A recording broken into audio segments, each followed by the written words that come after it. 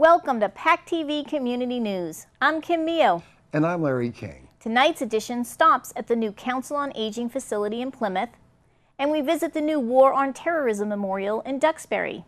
Also tonight, we bring you up to date on the Pembroke Community Center building plans and meet the daughter of an American original Black Eagle aviator from World War II.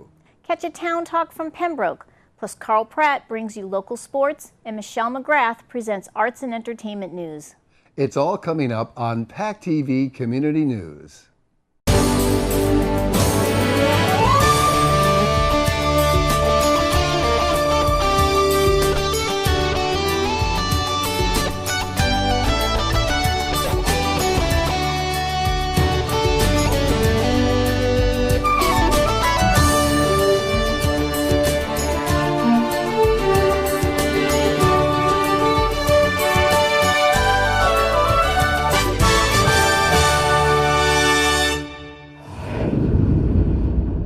Pembroke's Community Center Study Committee presented its findings at the Fall Town Meeting.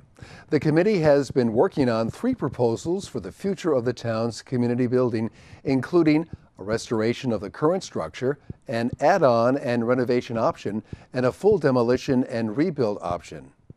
PACTV Community News met up with the committee after town meeting to get more information about the report and the next step in the process. Basically, at the town meeting, we just tried to depict for them the 3 possible versions that we've come up with so far. One would be to take the old building and renovate it. The other would be to take the old building, keep a portion of it, this section here, and then put a new addition on.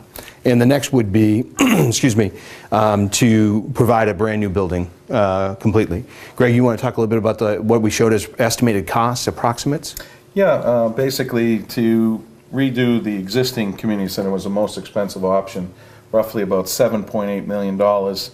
This was middle of the road option where you have an addition renovation scenario.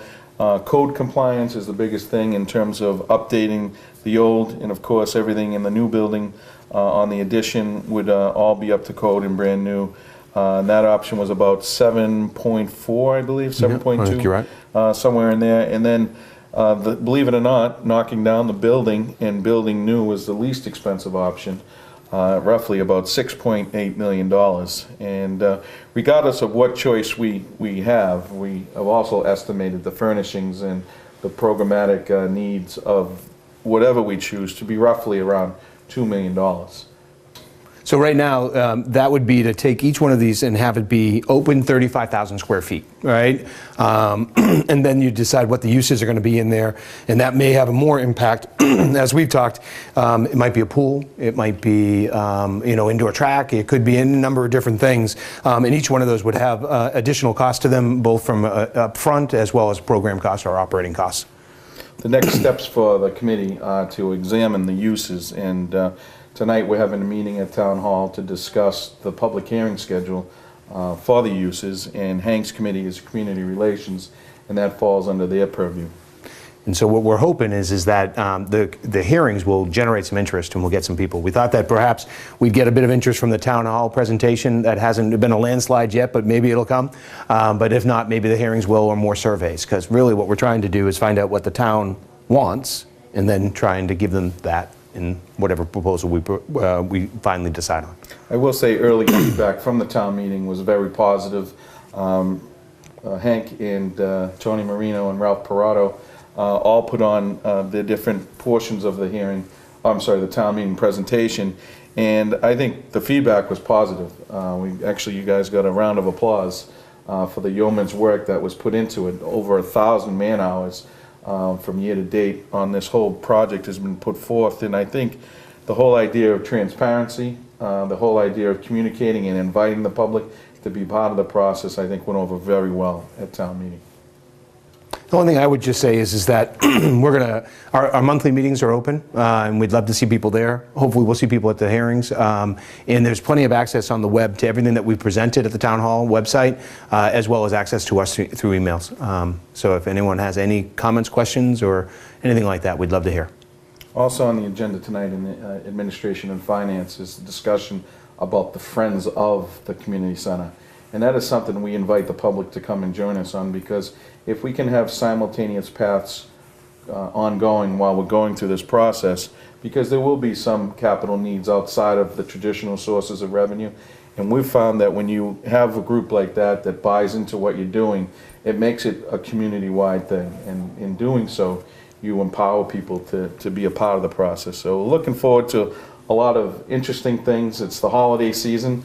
People's schedules are a little busy, but we do promise to deliver to you an opportunity to participate here, and I thank everyone for their participation. The Community Center Study Committee will be presenting the full report once again at the Selectmen's meeting on Monday, December 17th at 7:30 p.m. at Town Hall. They will go into more depth about the plan's options as well as seek public comment. Plymouth's Council on Aging is moving. The Cordage Park location is moving to its brand new facility behind Plymouth's new high school on Obery Street. Some seniors from the Plymouth Council on Aging who learned how to use video cameras and editing equipment at PACTV present a first look inside the new facility. PACTV Community News is happy to share this with you.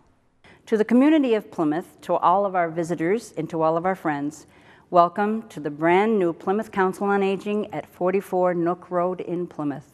To see this building being realized has been a dream for people for a long time. We were housed temporarily at 10 Cordage Park Circle at Suite 108, which we were there for the past 7 years, I believe. And that was great, and we exhausted those rooms in less than 4 months from the time we moved in. So this is very necessary. We have a population now of over 12,000, and that's just people over 60. That's not talking the 50 or the 55 plus. And as everybody knows, the boomer generation is growing. We need a place to put them. We need to change our activities. We need to meet the need. And that's what the Council on Aging is trying to do. One of the main advantages of a building this size and this grandeur will be the amount of activities and services we will be able to provide. At this current time, we provide a lot, but this will allow us much, much more. We have almost 20,000 square feet here. Our activity room for exercise, for Zumba and arthritis and stretching. We also plan on having lectures. One thing we didn't have before was a pretty appropriate lecture hall. So we do now have one of those. We will be having non-college courses. They call them lifelong learning, and some of the other COAs that do this. We have a multi-purpose room that will seat right now 120, just in one half of it, the dining area of it. The other half will be for all of our dance and exercise programs. We offer so many services, information and referral at the Council on Aging that a lot of people don't know about. I mean, yes, we have the exercises, I say everything from A to Z, arthritis to Zumba, and everything in between, stretching and whatever you want, yoga, tons of yoga, Tai Chi. But we also have things like financial advisors that come in and offer free services. We have 3 local attorneys that come in and offer advice at no charge for the initial questioning. We have a health department, a health room where we take care of podiatry. We have blood pressure and so on that goes on regularly. And also we're hoping very, very, very much to be offering a dental clinic very soon. So there's everything here. I mean, Shine, Medicare, insurance, health insurance, Mass Health, all of those things. This is the place to come for your information. We are absolutely looking forward to the community to joining us for our Winter Wonderland celebration on December 8th from 10 o'clock in the morning till 2 o'clock in the afternoon. It's a Saturday. We will have entertainment, we will have guests, we will have music, we will have food, beverages, festivities. It's just going to be a gala occasion, and the place will be decorated in such elegance, you're not going to want to miss it. This is the place to be, and I hope to see you here Saturday, December 8th at 10 o'clock. Thank you. The Kingston Public Library recently held an event highlighting World War II. Diane Marie Hervey presented Black Eagles, the Tuskegee Airmen Experience, an intimate look at the original Tuskegee Airmen, the first African-American aviators in the United States Armed Forces during World War II. The airmen served when the U.S. military was strictly segregated and played a significant role in the change toward desegregation of the U.S. military. Miss Hervey, daughter of the late Lieutenant Colonel Henry Hank Hervey, one of the original Tuskegee Airmen, shares what she learned and experienced from her father's story. My name is Diane Marie Hervey, and I am the daughter of an original Tuskegee Airman. For those of you that don't know who the Tuskegee Airmen are, they were the black pilots. There were 996 of them who actually passed the course. And my father was one of those brilliant men. There were two factions. There was the single-engine fighters and the twin-engine bombers. Most people will know the single-engine fighters because they've made movies on them. The last one being George Lucas, the Red Tails. My father had a lot to do with talking to George Lucas about making the Red Tails. And it took George 22 years to make the movie. And he funded it himself. So we're grateful for that. It was a little Hollywood, but it gave the Tuskegee Airmen a name. So the fighter pilots have been getting their glory. They got over, I think, 200 merits and bronze medals and silver medals and this medal and that medal. The bomber pilots did not see action. And my father was a bomber pilot. The reason why I have the passion is I also have cancer, stage 4. And I really don't know how long I have to do this. So I'm going to be trucking along until whatever. And so the bomber pilot story is told. The gist of that is the Freeman Field Mutiny. It was the first black nonviolent protest. That was 20 years before Rosa Parks. But it had no press, and it's just beginning to be known now. I couldn't believe that happened, and one gentleman was court-martialed for insubordination when the whole thing was definitely unjust. It took him 50 years to get exonerated. And he was the president of the Tuskegee National Institute, or Incorporation, at the time that I went. And it all just, it just swallowed my heart. Duxbury's American Legion Post unveiled their War on Terrorism monument last month. This new memorial is the result of hard work and dedication by many caring people in Duxbury and surrounding communities. PACTV Community News went to the ceremony to learn more about it and about Lieutenant Timothy Steele, a 2004 Duxbury High graduate who was killed in Afghanistan in 2011. Oh, say, can you see by the dawn's early light what... Today we're having a service to honor veterans of the past and the present, also our current soldiers that are serving. Good morning, everybody. On behalf of all the members of the Duxbury American Legion, I thank you all for attending today. Today is extra special because we are also unveiling our new War on Terrorism monument. We came to the consensus that we're going to build a memorial. We had about 6 model scales of the memorial to build. Mario Damasio, who is not here today, he's in our thoughts, he's currently in the hospital, came up with the plans. And as you can see, this whole memorial, we did the stamped patio. We moved other monuments around into so everybody has one viewing area and a place to reflect for the veterans. We are honored to do this, and we're going to dedicate the center monument to Lieutenant Steele, a local resident of Duxbury. My name is Lieutenant Rondo. I serve with 287 Infantry Battalion, 3rd BCT, 10th Mountain Division. Today I'm here at the memorial service for Lieutenant Steele on Veterans Day. Lieutenant Steele was a platoon leader in Delta Company 287. He served with courage and dedication to his country and to his soldiers. Lieutenant Steele was killed during an IED attack, and today we are here to honor him by telling his story and also by sharing his love for his country and for his family. Thank you very much. It's my honor to be here. Mr. and Mrs. Steele, Megan and Liberty Steele, who cannot be here, the Steele family, to all our veterans and members of the Duxbury Legion, thank you for allowing me the honor to speak here today.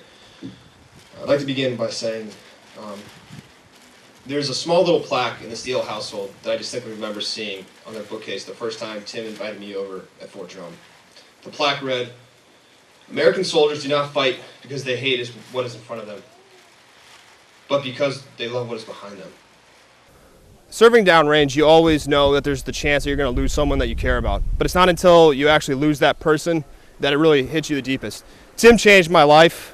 He made me a better father, a better soldier, a better officer. And it's because of him that I'm still serving. And I truly miss him. There's no better officer out there, and there's no one that I trusted more on a mission to watch my back and to protect me. And it's unfortunate that Tim is not here with us, but I know he's up there, he's helping me, and he protects me on a daily basis. Tim was an exemplary professional. No matter how dangerous the mission was or how tough the assignment, he led by example and always from the front. I would like to end this with a quote from Tim. Tim said, "My favorite time of the day is at 22:30 when taps blaze over the speaker in the hallway. For those 20 seconds or so, all I think about are the men who have fallen fighting for this country.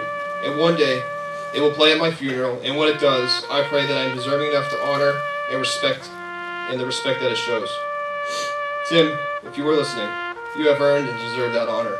You have forever earned my greatest respect. It was an honor to serve with you. It was an honor to have called you my friend. Thank you very much.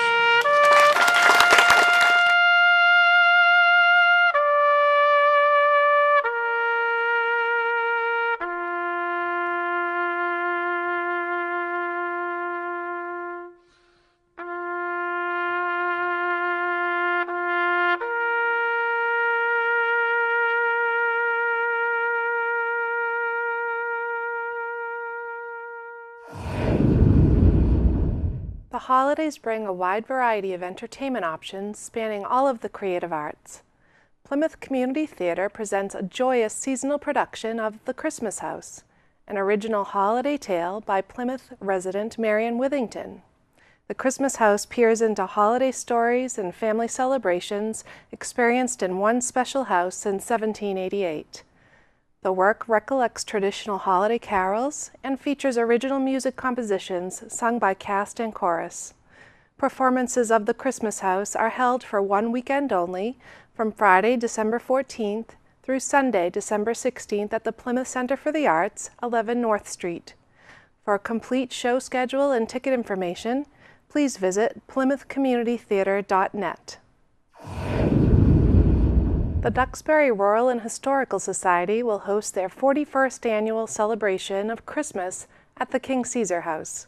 Teams of local designers fill the historic federal mansion with elaborate decorations interpreting this year's theme of Dickens' Christmas Carol. A landmark since 1809, the historic home was built for Ezra Weston II, known as King Caesar for his worldwide success as a shipbuilder and merchant.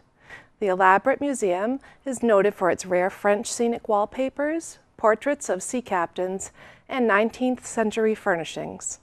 Holiday tours will be held at 120 King Caesar Road in Duxbury from noon to 4 p.m.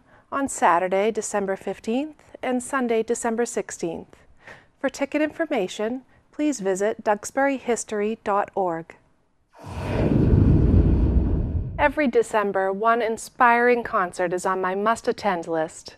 SSC Community Voices, South Shore Conservatory's adult chorus for individuals with developmental delays, presents their annual winter concert on Wednesday, December 12th, 7 p.m. at South Shore Conservatory's Ellison Center for the Arts, 64 St. George Street in Duxbury. This free community concert delivers the true spirit of the season with a joyful performance like no other you will experience. Seasonal repertoire features a handbell choir and a special appearance by Pure Treble and Pure Harmony children's choruses. The concert and complimentary reception is free and open to the public. For more information, please visit sscmusic.org. I'm Michelle McGrath, PR consultant to the arts. Thanks for tuning in to PCN's Arts and Entertainment News.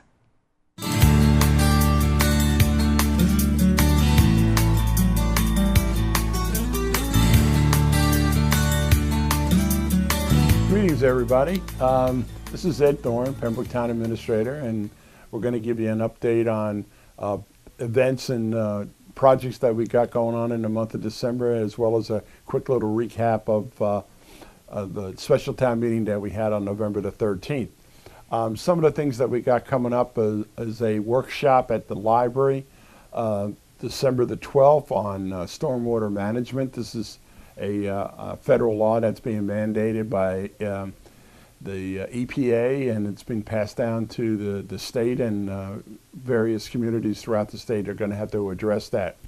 Another issue that came up recently is that our newly appointed police chief is doing some restructuring in his department based on a couple of retirements and his promotion.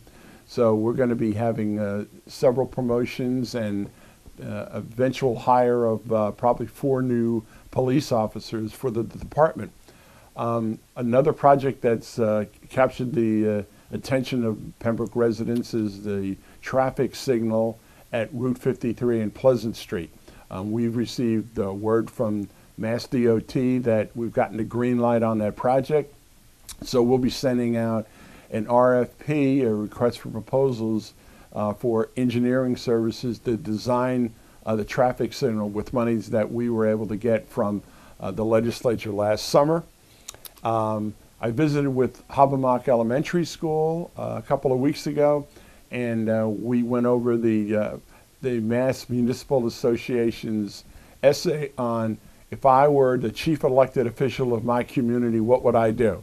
And it was a very entertaining half hour, and we went over a variety of subjects, and I'm pleased to say that our 6th graders in Pembroke have a fascinating interest in our community and the various things that we deal with, whether it's ranging from sidewalks to traffic lights to recreational facilities to informational technology. So it was very informative and very enlightening for us.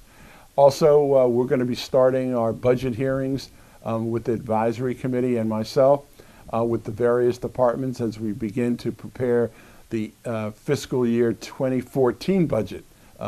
Normally we have a series of meetings in December, January, and February. I present a town administrator's budget to advisory and to the Board of Selectmen in mid-February, and then we tweak that budget all the way up until the April annual town meeting. So that's basically where we are from a budget standpoint. I would like to share with everybody some of the projects and some of the items that were appropriated at the special town meeting on November the 13th. We appropriated $80,000 for 2 police cruisers. We appropriated $110,000 to repair the roof at Habermock Elementary. We have about $46,000 that we appropriated for radio equipment for both the DPW and emergency management. We're spending about $28,000 on the cleaning up of Habermock, Oldham, and Furnace Pond. We're spending about $128,000 for equipment in the DPW, whether it's mowers, dump trucks, or half-ton pickup trucks. And last but not least, certainly badly needed $50,000 to repair and replace the docks at the Town Landing and Little Sandy beach areas. So we're real excited that the town appropriated all that money for these badly needed projects, and we're looking forward to starting out the spring season with some of our new equipment, and especially the new docks at Town Landing and Little Sandy Beach. Have a great holiday, everyone. Hi there, everybody. Welcome to Sports Flash. I'm Carl Pratt. Well, big news coming out of Sacred Heart. Earlier this week, I talked to Athletic Director Bob Duquette, and we had this conversation. And we're here on the 30th anniversary for Athletic Director Bob Duquette of the Sacred Heart Fighting Saints. And I got to ask you quickly, where's the years gone? I don't know. It seemed like yesterday just started, and 30 years later, I'm still here and still plugging. Well, let's talk, if we can, on your 30th anniversary. You're on our program this week, and you've got a very special announcement. Let's put the prop up there and tell the people what's going on. Yeah, as of fall 2013, Sacred Heart will be sponsoring a freshman football program. All right, let's talk about it if we can. Everybody knows football. You don't have to see the helmet, but you've probably held that as proud as you've held any trophy Sacred Heart has gotten. Yeah, we've been working long and hard to get football into the school, and it's going to be a reality this fall. So we're looking forward to it. Well, there are some new coaches in the Plymouth sports program for the winter. They're familiar faces. One of those is Kevin Farrell. He's going to head up the wrestling program. Let me share the interview I had with Kevin. Yes, Carl, it's awesome to be back. I appreciate the opportunity, and right now we have quite a crew. We got over 40 kids signed up. I've never had it so well with numbers. You know, I'm just happy to be back. I got some nice guys helping out. I've got a lot of young kids, over 20 of the kids, half of them almost are freshmen, so it's nice to be in the building. You can do a lot of recruiting, and we all know who are in this business that activities makes it for kids, whether it's drama, whether it's sports. We like to see kids doing something after school. All right, over in Duxbury, they have a great tradition on ice hockey, both boys and girls. And you know what? On Wednesday, I caught up with the veteran coach, the one and only coach of the girls program. His name is Friend Weiler. And let's talk, if we can, the pride the kids have. They know about the success with your program. Everybody wants to wear that Duxbury jersey. Absolutely, but that also means that we get the best out of everybody. Everybody wants to knock off the champion, and so we've got a lot of tough games ahead of us. We've scheduled a lot of Division I teams, and our league is very tough as well. So it should be a tough schedule, but one that will put us in a good place, hopefully at the end of the season. How much pride do you take knowing that your girls go out every night with a bullseye on the back of that Duxbury jersey? Well, they've earned it. You know, they work hard. They come to the rink every day ready to go. You know, they're always eager. They're always willing to try a new drill. They're always willing to, give me their all. And, I'm blessed to have such a great group of girls. All right, that's a quick look at Sports Flash for this week, everybody. I've been your host, Carl Pratt. Thanks for watching tonight's program. PACTV Community News now has its own Facebook page where we post each week's stories after the show airs Thursday nights. Be sure to like PACTV Community News on Facebook so you can keep up to date with our stories and news. Also, you can always watch the show on blip.tv or view them on the PCN page at pactv.org. We hope you enjoyed this edition, and we'll see you next week on PACTV Community News.